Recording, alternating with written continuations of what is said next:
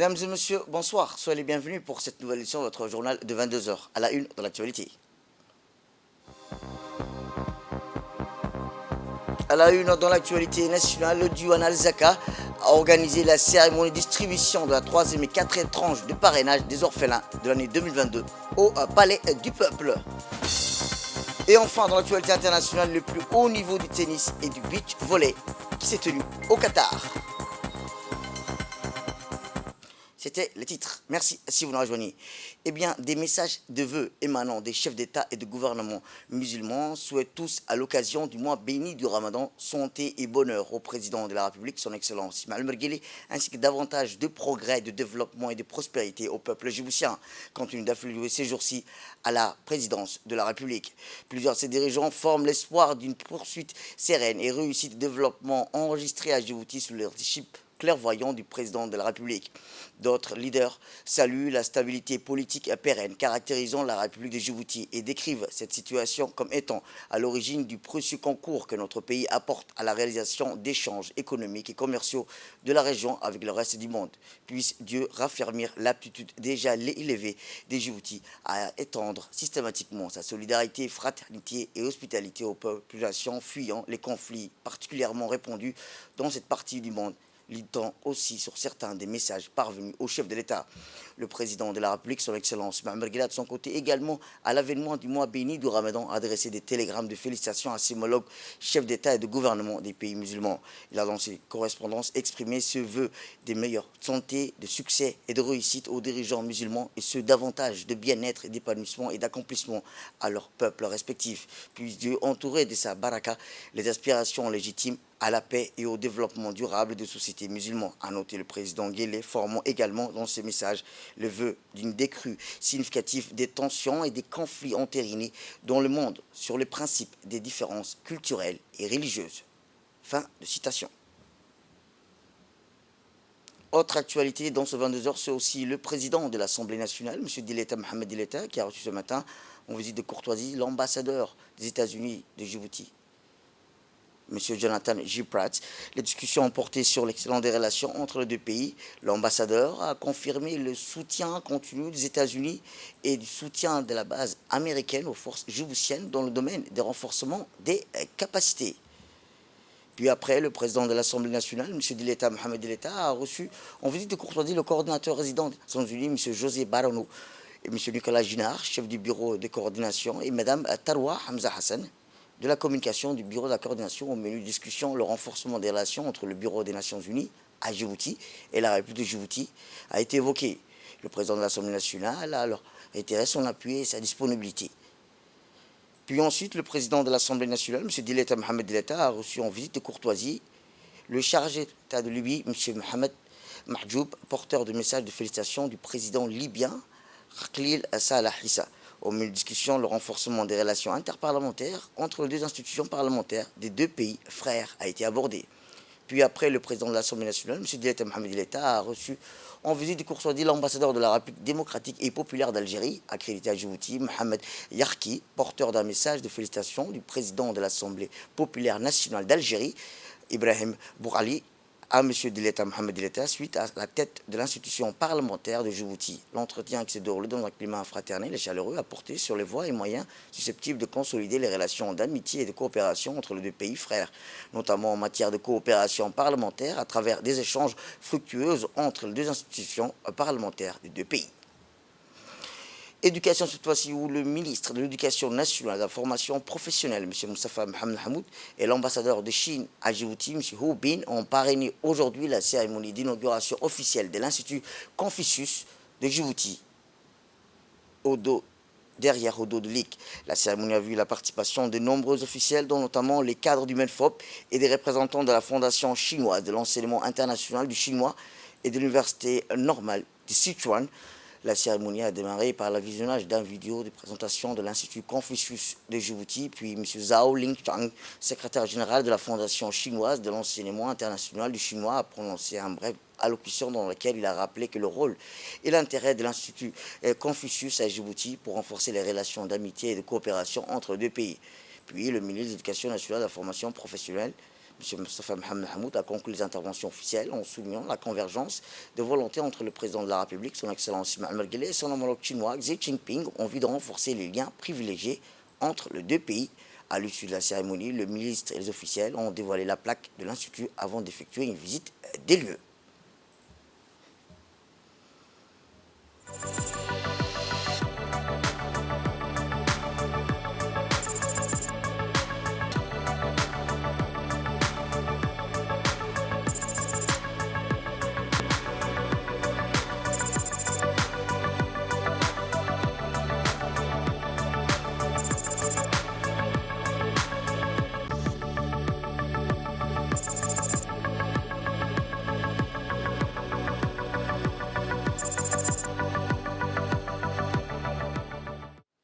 Eh bien, l'ambassadeur de Chine à Djibouti a ensuite exprimé ses sincères remerciements au Melfort pour avoir établi avec la Fondation de l'enseignement international du chinois et l'Université normale de Sichuan, l'Institut Confucius à Djibouti, qui va renforcer davantage, a-t-il dit, la coopération sino-djiboutienne. Écoutons-le.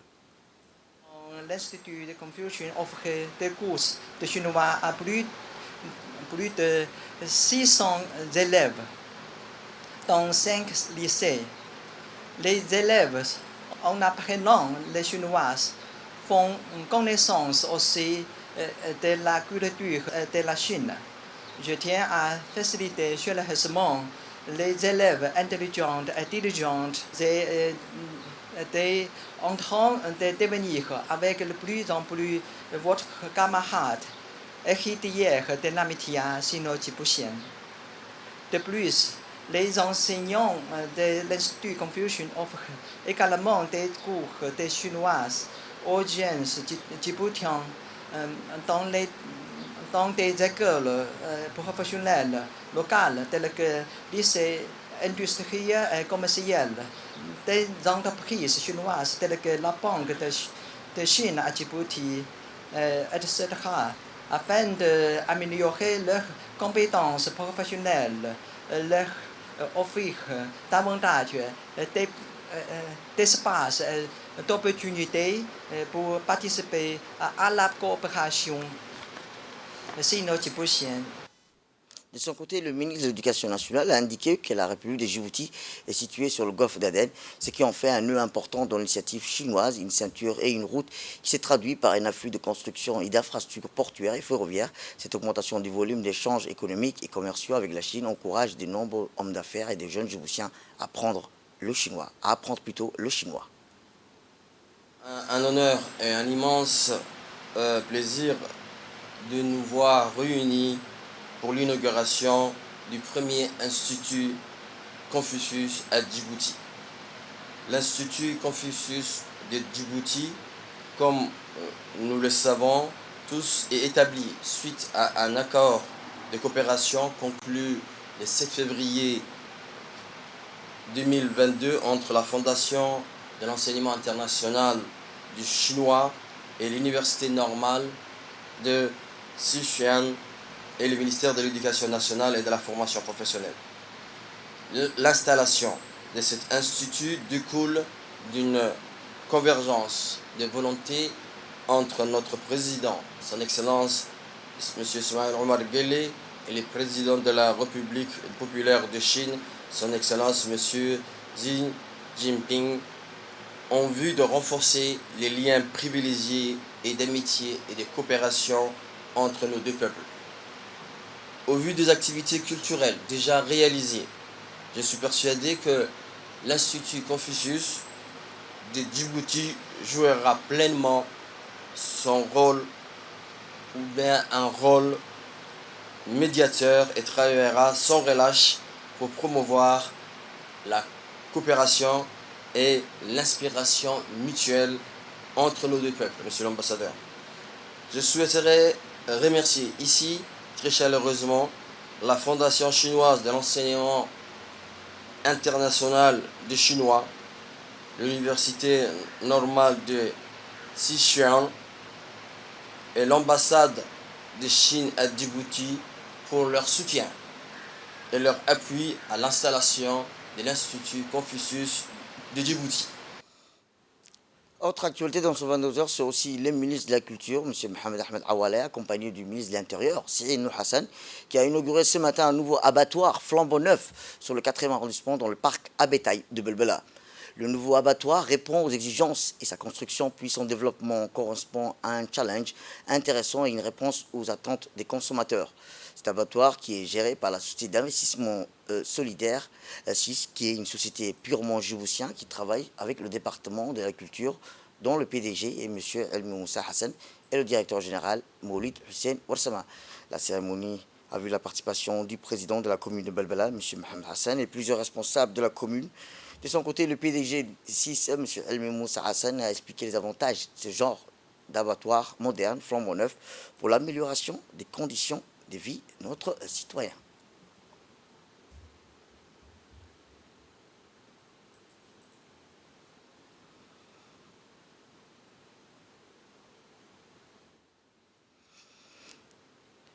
Écoutons les propos du président de la commune de Belbela. Bien réel et agréable plaisir de vous souhaiter la bienvenue dans la commune phare de la capitale. Et j'approuve un immense plaisir et une grande fierté de me tenir devant vous pour l'inauguration du premier abattoir local de la commune de Belbela. En effet, à ma connaissance, le parc à bétail de Belbela a été construit en 1988 avec l'aide de l'Union européenne et a toujours joué son rôle important de transit des animaux pour la vente suivie par laboratoire ici de la commune de Blahaus en 1989 grâce à un financement de FADES. Ces structures complémentaires ont été lentement des subdivisions de la direction de l'élevage et de la pêche et pour des objectifs de l'organisation de gestion et de fonctionnement des unités agro-industrielles, soit entièrement atteints selon la recommandation de plusieurs rapports d'études réalisés. Le gouvernement a enfin décidé de s'orienter vers la privatisation de ces activités commerciales tout en veillant sur les obligations publiques qui sont la garantie de la qualité de la viande, les suivis sanitaires des animaux à leur entrée à part à bétail et aux abattoirs, la distribution de la viande et le traitement et le stockage des sous-produits.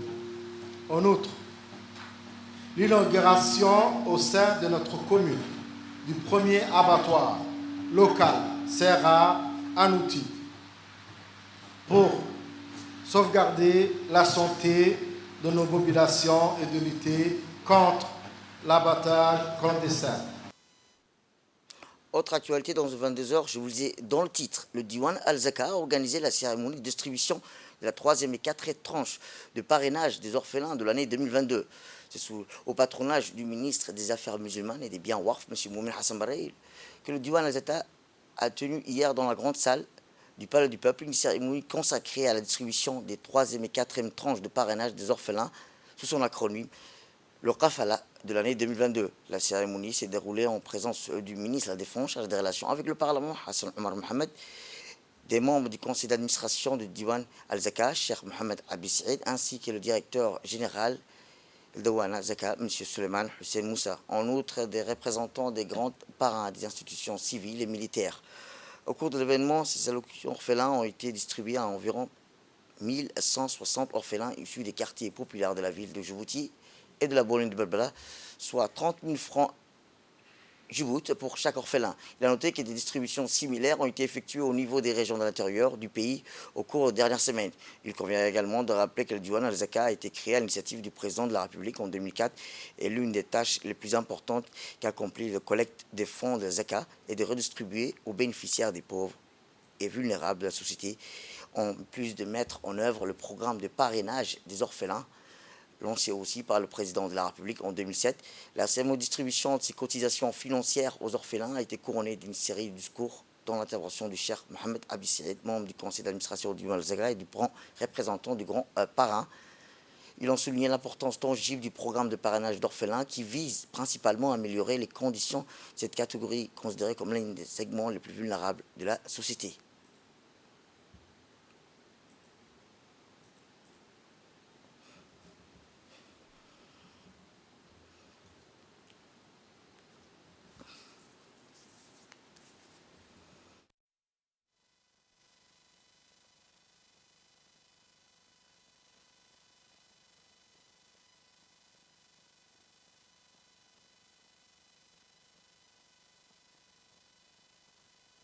L'islam, le Saint-Coran et les hadiths accordent une place de choix au parrainage en faveur des orphelins et exhortent la communauté à y réserver une attention particulière. Et la raison de cela réside dans le fait que le parrainage des orphelins purifie l'âme des maux tels que la perfidie ou l'hypocrisie. Il contribue également à renforcer les liens entre la communauté. Le directeur général de la fondation Diwan Al-Zaka a prononcé un discours dans lequel il a souligné que cette distribution des cotisations des orphelins coïncide avec le mois béni du Ramadan, en adressant ses plus sincères félicitations au peuple djiboutien et ses dirigeants et à l'ensemble de la nation islamique. M. Souleymane Hussein Moussa a également profité de cette opportunité pour remercier le ministre des Affaires musulmanes pour son soutien inlassable aux activités et programmes de Diwan, y compris les projets de parrainage d'orphelins. De son côté, le ministre des Affaires musulmanes et des biens Waqf, M. Moumin Hassan Barre, a prononcé un discours dans lequel il a félicité tout d'abord les participants à l'occasion du mois béni du Ramadan, demandant au Tout-Puissant d'accepter le jeûne de tout le monde et de nous rendre ces mois sacrés à notre pays et à la nation arabe et islamique avec plus de bonté. Le ministre a considéré que le mois sacré du Ramadan est comme une opportunité de montrer notre solidarité sociale envers les orphelins et les nécessiteux, car c'est le mois de la miséricorde, du pardon, de la compassion et de la synergie entre les musulmans. Parrainer des orphelins est devenu une culture sociétale dans le cadre de la politique sociale élaborée par notre président, son Excellence Ismaël Omar Guelleh, et c'est l'un des devoirs qui incombe à toute personne ayant la capacité de participer à cette initiative humanitaire, a déclaré le ministre des Affaires musulmanes. Parlons du programme de parrainage d'orphelins. Le ministre des Affaires musulmanes a affirmé que les objectifs du programme de parrainage d'orphelins sont de fournir un accompagnement et un soutien à ceux qui ont perdu leurs parents ou qui n'avaient personne pour s'occuper d'eux, car le programme comprend aussi des produits de première nécessité, en particulier l'éducation. Enfin, le ministre a exprimé l'espoir d'élargir le programme de soutien aux orphelins, appelant les actionnaires à s'engager et à verser régulièrement ces cotisations au Diwan Al-Zaka pour les remettre aux enfants orphelins. Direction le Sud, pour la dernière étape de leur mission d'échange et d'expérience, la délégation du Comore et du Madagascar, accompagnée par le ministre des Affaires sociales, Solidarité, par le ministère des Affaires sociales et de la Solidarité, s'est rendue dans la région d'Ali Sabié, où ils ont commencé leur tournée dans la région pour un halte dans les localités de Douboubalali, où ils ont pu échanger avec les autorités locales ainsi que les communautés. Ils ont pu ainsi voir les infrastructures sociales de base, telles que le réservoir d'eau à Douboubalali, mis en place par le ministère des Affaires sociales, et aussi les actions de développement conduites par la communauté, plus communément appelée le DCC. Ensuite, à leur arrivée dans le chef-lieu, ils ont été chaleureusement accueillis par les autorités de la région. Les discussions ont davantage porté sur la méthodologie du travail du guichet social, notamment en matière de ciblage, bénéficiaires, des défis aussi, mais aussi les opportunités de rencontre.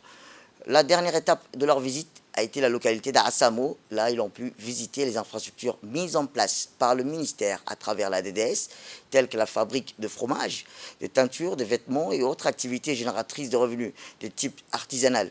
Ils ont longtemps échangé avec les bénéficiaires de cette activité mise en œuvre par le ministère sur l'impact positif et considérable de ces actions sur le développement de la localité et les conditions de vie des populations.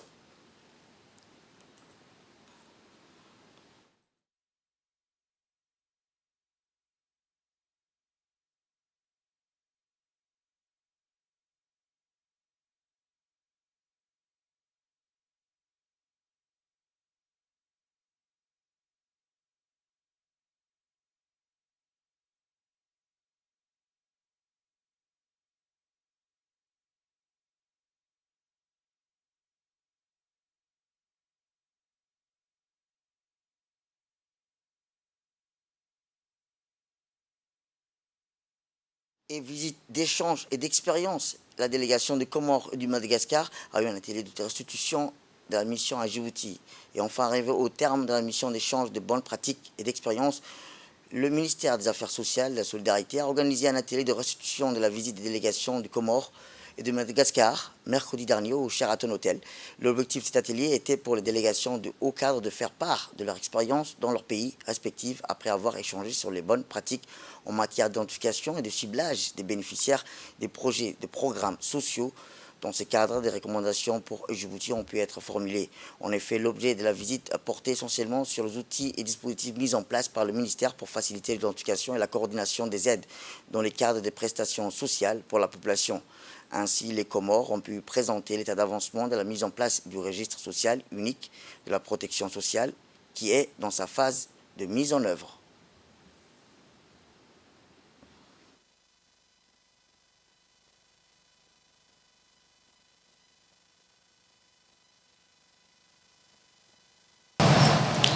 Nous avons constaté une volonté politique manifeste sur la protection sociale et la solidarité, un ministère à part entière dédié à la solidarité et la protection sociale, une implication et appropriation des autorités nationales, locales, des communautés, une bonne collaboration, une meilleure coordination avec les différents ministères et autres institutions impliquées dans la protection sociale. Existence des guichets sociaux dans les régions pour faciliter l'enregistrement des ménages. Le RSU est conçu pour gérer plusieurs programmes et activités. Réalisation des visites porte à porte dans les ménages pour corriger les erreurs d'inclusion, exclusion. Une bonne gouvernance et confiance en soi. Je vous félicite, Madame la Ministre. J'espère bien que nous avons appris la leçon. Nous allons voir aux Comores comment adapter puisqu'il n'est pas possible de faire le copier-coller. Constater les points marquants, la promotion féminine. Franchement, et je répète encore une fois, que la promotion féminine en terre djiboutienne est en marche. Il y a une phrase de votre première dame qui est marquée et c'est toujours ancré dans ma tête. Une femme active, la pauvreté passive. Et aussi, les autres points marquants sur les activités de la protection sociale, c'est vos fameux outils, le registre social. C'est en marche et fonctionnel. Et enfin, la ministre des Affaires sociales et de la Solidarité a tenu à rappeler l'importance des coopérations sud-sud dans le cadre des échanges et bonnes pratiques et partage d'expériences. Elle a notamment souhaité rappeler que Djibouti est érigé en exemple grâce à l'identification de manière scientifique de la population vulnérable qui est facilite par la mise en place de mécanismes d'identification tels que le registre social. Écoutons-la. Moi également de souligner et de revenir sur l'objet central de cette visite qui était le registre social unifié. Djibouti s'est doté donc de ce système en 2015 par décret présidentiel afin de gérer les données socio-économiques des ménages qui pourront potentiellement bénéficier des programmes et de protection sociale. C'est dans un but de transparence, dans un but vraiment de filtre scientifique et permet aux Djiboutiens, tout un chacun, de bénéficier par rapport à leur degré de pauvreté les aides sociales qui leur sont adaptées. C'est un outil donc destiné à l'ensemble des acteurs, tant publics qu'aux partenaires de développement, mettant en œuvre des programmes en vue de leur fournir le temps utile et de manière aussi exhaustive que possible les données spécifiques sur les populations ciblées par leur programme. C'est un outil également dynamique et qui évolue avec les défis de la protection sociale non contributive pour pouvoir enregistrer et de cibler les populations bénéficiaires des différents programmes. Lors des crises telles que la pandémie Covid-19, l'invasion des criquets pèlerins, les inondations, la flambée des prix et des sécheresses, le RS a été déployé pour l'identification et la gestion des programmes d'urgence. Nous travaillons et collaborons avec l'Agence nationale des systèmes d'information de l'État et l'Institut des statistiques de Djibouti, d'une part pour le respect des normes technologiques et sécurité de données et d'autre part pour la détermination des critères de pauvreté et de vulnérabilité. Encore plus, c'est un outil de coordination. Nous savons que chaque pays ou département partenaire de mise en œuvre des programmes sociaux est confronté à la problématique de doublons ou de non-identification unique des populations.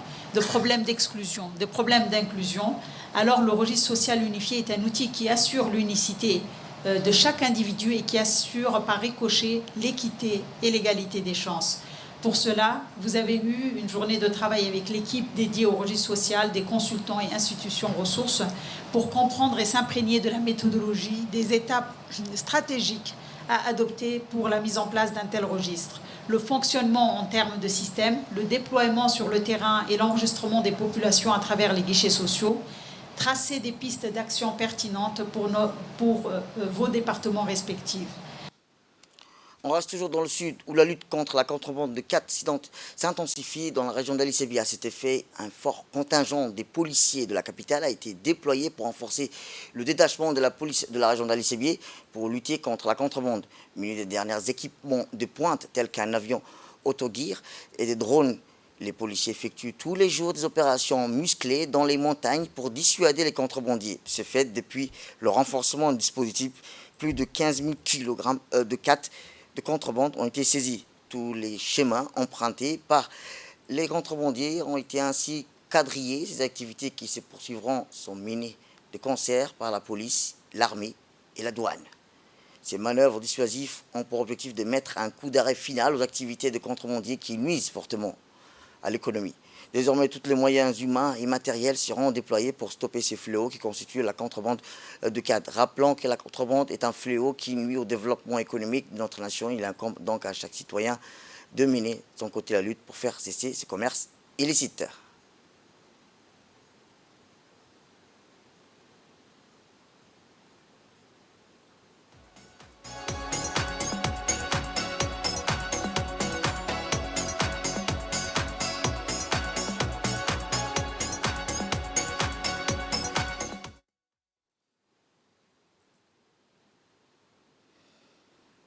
Eh bien, comme je vous le disais, ces manœuvres dissuasives ont pour objectif de mettre un coup d'arrêt final à ces activités de contrebande qui nuisent fortement à l'économie de notre pays.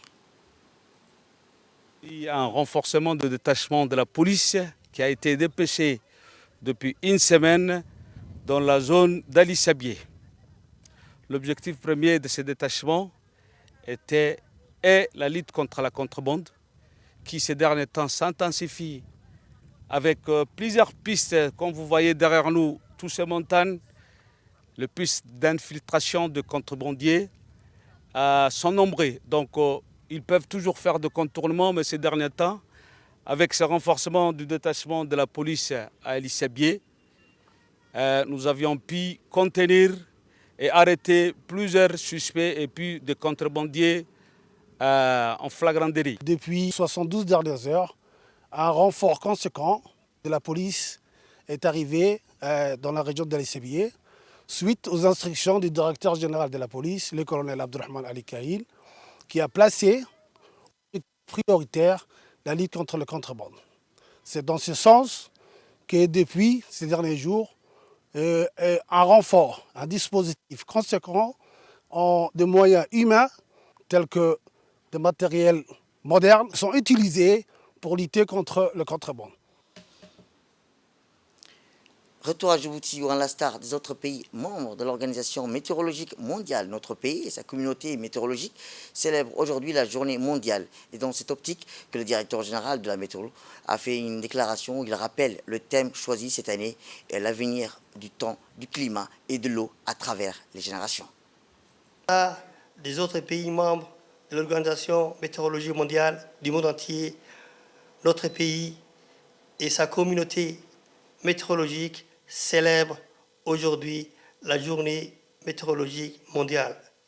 Sans relater l'historique, cette journée du 23 mars commémore l'entrée en vigueur le 23 mars 1950 de la Convention portant création de l'Organisation de la météorologie mondiale. Le thème choisi cette année par le comité exécutif pour la célébration de cette journée est l'avenir du temps, du climat et l'eau à travers les générations.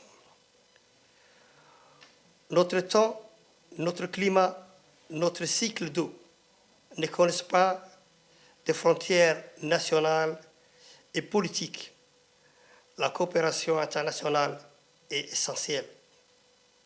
Les alertes précoces sont le fruit à portée de main de l'adaptation au changement climatique qui n'est plus un luxe, mais un devoir.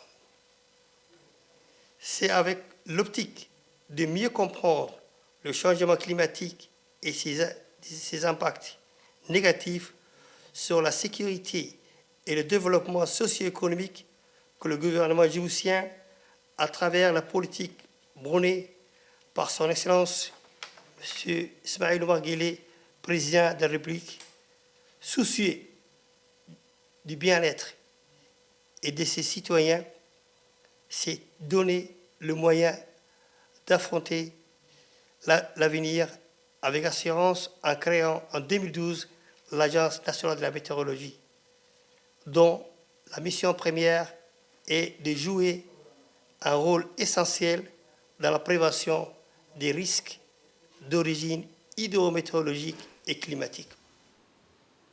Eh bien, dans le cadre de la Journée mondiale de l'eau, l'Union européenne, en partenariat avec l'ONEAD et le MENFOP, ont organisé ce matin une visite scolaire pour les élèves du collège de Fukuzawa à l'usine de dessalement Sissadorale.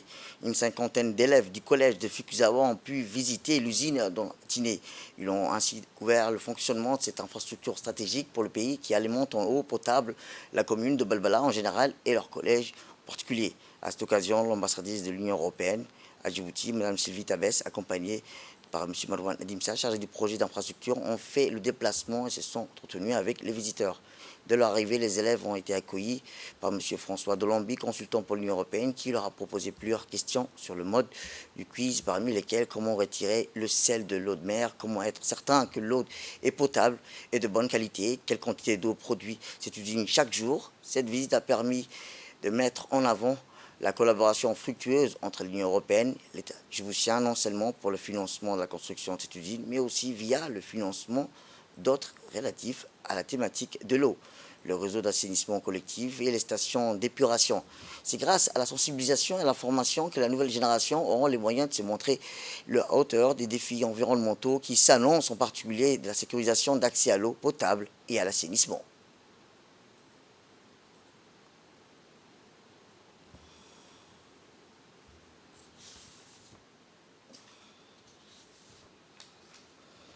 Et enfin, dans l'actualité nationale, plutôt direction le Nord, où après leur visite à Obok, la Commission nationale des droits de l'homme s'est rendue à Tadjoura accompagnée de leur président à leur tête, Alessou Bane Ateye. La délégation a tenu une première réunion à la préfecture de la ville blanche avec le préfet de Tadjoura, Hassan Dabale, entouré des autorités coutumières, la chef de bureau du ministère de la Femme et de la Famille, d'une représentante de l'UNFD et des personnalités de la société civile. Les échanges ont été productifs. Par la suite, le commissaire en chef des droits de l'homme s'est rendu au siège du conseil régional où il a été accueilli par le président du conseil régional, Omar Hussein, pour discuter des futures actions en faveur de la promotion des droits humains. Et enfin, la journée se terminait avec une rencontre avec le directeur de SOS Village Enfants, où le président de la CNDH a félicité l'engagement de Ali Aboubakar, directeur du SOS Village, et lui a assuré du soutien de la CNDH pour les enfants.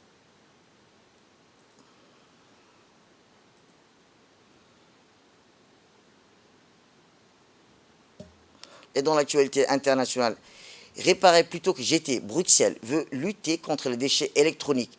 Réparer les appareils ménagers au lieu de se jeter et d'en acheter de nouveau en mode de pensée qui pourrait connaître une nouvelle renaissance en Europe. Bruxelles, l'ONG Circular Bruxelles répare des machines usagées pour leur donner une seconde vie. Nous collectons des machines usagées, des lave-vaisselle, des lave-linges, afin de les réparer et de les remettre à neuf. Une fois que c'est fait, nous le distribuons à des personnes en situation de précarité énergétique, des personnes qui n'ont pas les moyens d'acheter des machines neuves, a expliqué la directrice de Circular Bruxelles.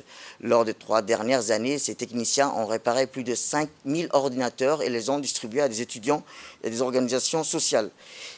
Ainsi, sans leur travail, ces machines auraient fini à la décharge, a-t-elle déclaré.